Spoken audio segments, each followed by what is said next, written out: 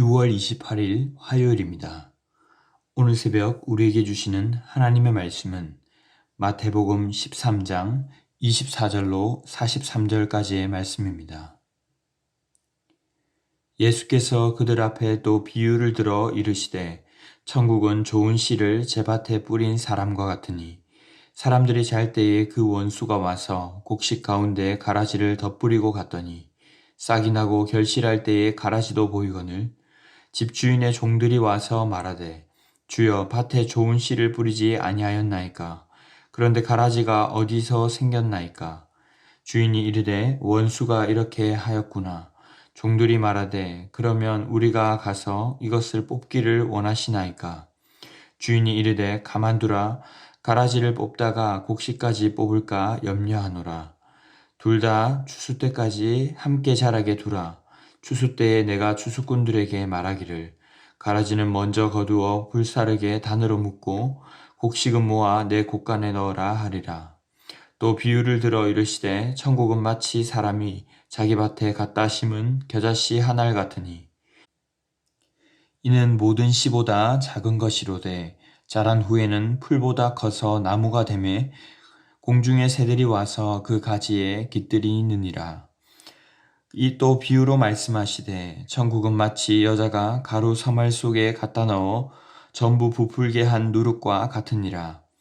예수께서 이 모든 것을 무리에게 비유로 말씀하시고 비유가 아니면 아무것도 말씀하지 아니하셨으니 이는 선지자를 통하여 말씀하신 바 내가 입을 열어 비유로 말하고 창세부터 감추인 것들을 드러내리라 함을 이루려 하심이라.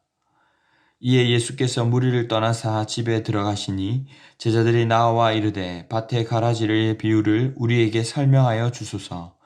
대답하여 이르시되 좋은 씨를 뿌리는 이는 인자요 밭은 세상이요 좋은 씨는 천국의 아들들이요 가라지는 악한 자의 아들들이요 가라지를 뿌린 원수는 마귀요 추수 때는 세상의 끝이요 추수꾼은 천사들이니 그런즉 가라지를 거두어 불에 사르는 것 같이 세상 끝에도 그러하리라.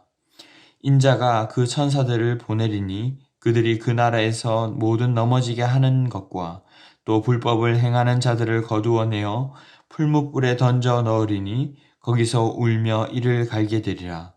그때 의인들은 자기 아버지 나라에서 해와 같이 빛나리라. 귀 있는 자는 들으라. 아멘. 마태복음에서 예수님은 전체적으로 하나님 나라에 대해 전하시지만 특별히 이 13장은 천국장이라 불릴 정도로 예수님께서 선명하고도 뚜렷하게 하나님 나라에 대해 말씀하신 장입니다. 어제의 말씀에서 예수님은 각각 4가지 땅에 떨어진 씨의 비유를 말씀하셨습니다. 그리고 오늘 본문에서는 24에서 30절에 곡식과 가라지 비유로 31절로 33절까지는 겨자씨와 누룩 비유로 하나님 나라를 말씀하십니다. 그리고 비유의 뜻을 36에서 43절까지로 말씀하십니다.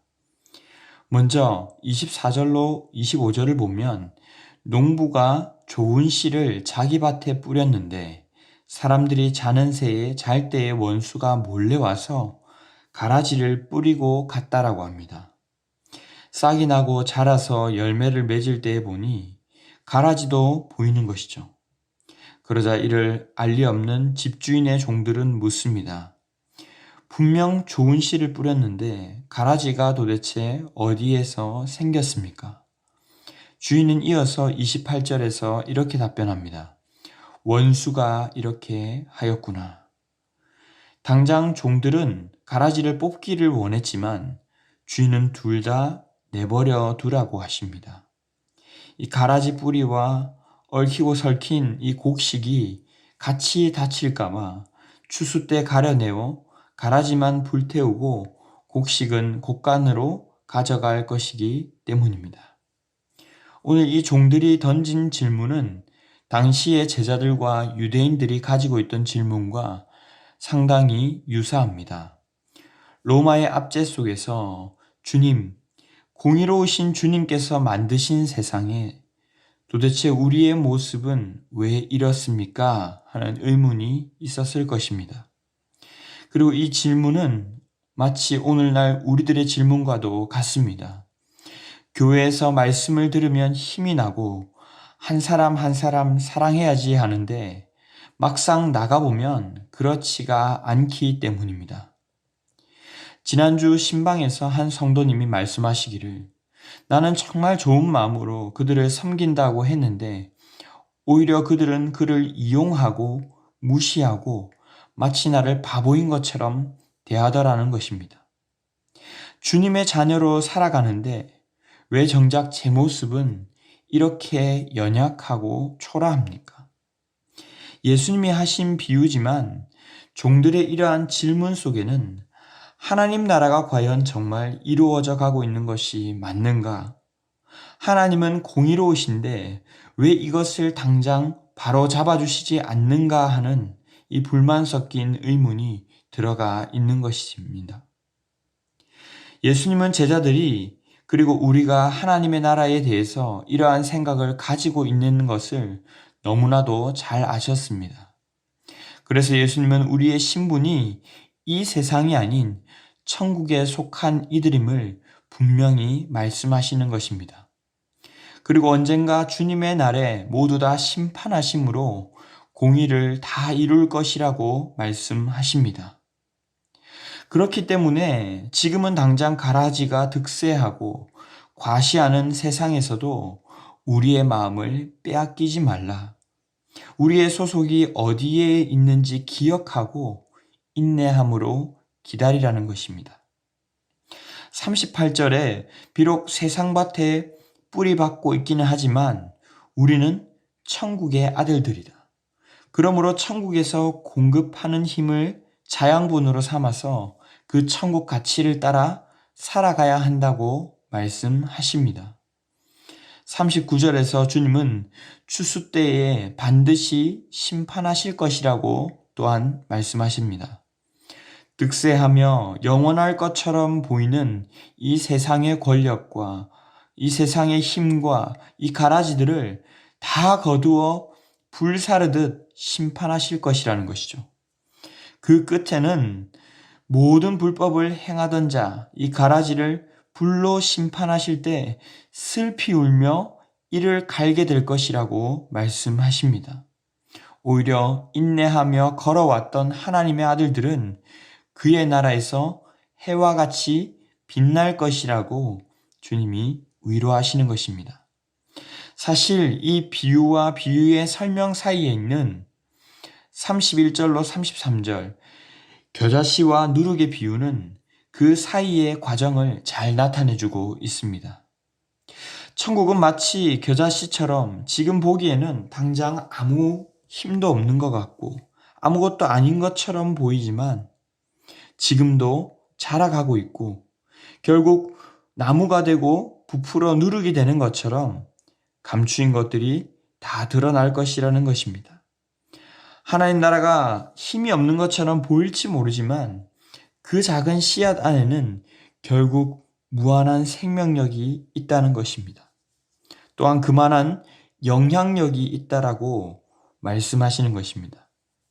마침내 자라서 무성한 나무가 되어 새들이 깃들게 되는 것처럼 지금 초라해 보이지만 하나님 나라는 지금도 계속 점점 성장하고 있는 줄 믿습니다.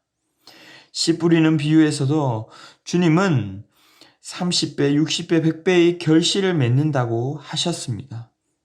너희가 보지 못할 뿐 천국은 지금도 계속해서 이루어져 가고 있다는 것이죠.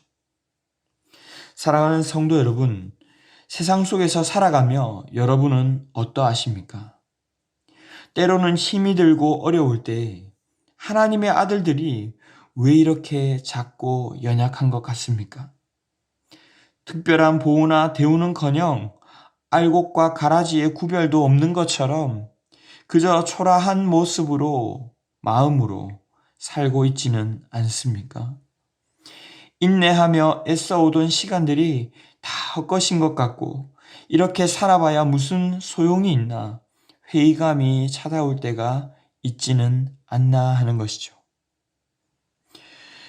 예수님을 믿는다고 하는 자들도 마치 이 종말이 오지 않을 것처럼 우리의 가치와 생각을 점점 이 세상에 두고 살아가게 될 때 우리는 낙심하고 방향을 잃고 마는 것입니다. 그런 우리를 향해서 오늘 주님은 말씀하십니다. 결코 그렇지 않다고. 지금도 하나님 나라는 세워져 가고 있고 주님이 당장 심판하시지 않는 것은 힘이 없어서나 우리를 사랑하지 않아서가 아니라 오히려 우리를 사랑하셔서 참고 기다리고 계신다고 말씀하십니다. 마침내 열국을 심판하실 하나님이 그 주님의 날이 올 텐데 우리는 그날을 향하여 지금도 걸어가고 있다는 것입니다. 예수님의 제자들이 그러했듯이 작고 작은 우리를 통해서 주님은 지금도 하나님 나라를 전파하시며 세상을 향해 영향력을 발하고 계신 줄 믿습니다. 우리는 오늘 예수님께서 말씀하신 것처럼 주님 나라가 시작되었고 또 장차 주님 다시 오심으로 완성될 그날을 향해 가고 있다는 사실을 분명히 기억해야 합니다. 그때 우리는 이 땅이 아닌 천국의 소망을 바라보며 자라가는 이 모든 시간을 인내하며 잘 감당할 수 있을 줄 믿습니다. 고린도전서 15장 57절 58절 말씀은 우리에게 이렇게 격려하고 있습니다. 우리 주 예수 그리스도로 말미암아 우리에게 승리를 주시는 하나님께 감사하노니 그러므로 내 사랑하는 형제들아 견실하며 흔들리지 말고 항상 주의 일에 더욱 힘쓰는 자들이 되라. 이는 너희 수고가 주 안에서 헛되지 않은 줄 알미라. 아멘. 말씀을 맺겠습니다. 지금도 우리는 제자리 걸음이 아닌 하나님 나라를 경험하며 이루어가고 있습니다. 이 땅에서 살아가는 동안 그 주님의 나라를 전파하며 이루어가는 사명을 감당하는 자들입니다. 무슨 힘이 있나, 무슨 영향력이 있나 싶은 우리를 통하여 주님은 하나님 나라를 마침내 이루실 줄로 믿습니다. 세상과 비교하며 낙심하지 마시기 바랍니다. 천국을 바라보며 그 천국을 누리며 걸어가는 귀한 여정이 될 수 있기를 주님의 이름으로 축원합니다. 기도하겠습니다. 사랑의 주님 감사합니다. 오늘도 이 새벽 깨워주시고 불러주셔서 하나님 나라에 대해 말씀하시고 다시 한번 위로하여 주심에 감사합니다. 우리의 모습을 바라보면 초라하고 어떤 때는 실패한 것처럼 느껴져서 마치 하나님의 나라도 그러한 것처럼 때로는 낭망하고 주눅들었던 것을 회개합니다. 다시 한번 우리를 새롭게 하셔서 오히려 그런 연약한 우리를 통해 하나님 나라를 이루어 가심에 감사하며 감격하는 저희가 되게 하여 주시옵소서. 마침내 이루실 그날을 향해 담대히 전진하는 저희가 되게 하시고 예수님께서는 힘으로가 아닌 세상을 섬기고 사랑함으로 승리하셨던 것처럼 저희 또한 그렇게 승리할 수 있도록 함께하여 주시옵소서. 이 모든 말씀 우리를 구원하신 예수 그리스도 이름으로 기도하옵나이다. 아멘.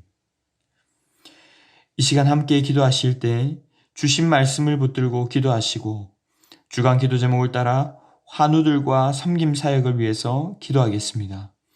환우들과 몸이 연약한 성도들 위해서 기도해 주시고 기쁨으로 섬기는 교회 되게 하시되 모든 섬김의 사역뿐만이 아니라 섬김의 삶을 통해 세상의 소망이 되는 교회가 될 수 있도록 특별히 우크라이나 전쟁이 속히 끝나게 하셔서 자유와 평화를 잃어버린 그들의 일상이 속히 회복될 수 있게 해달라고 합심 제목과 개인적인 기도 제목으로 기도하도록 하겠습니다. 함께 기도하겠습니다.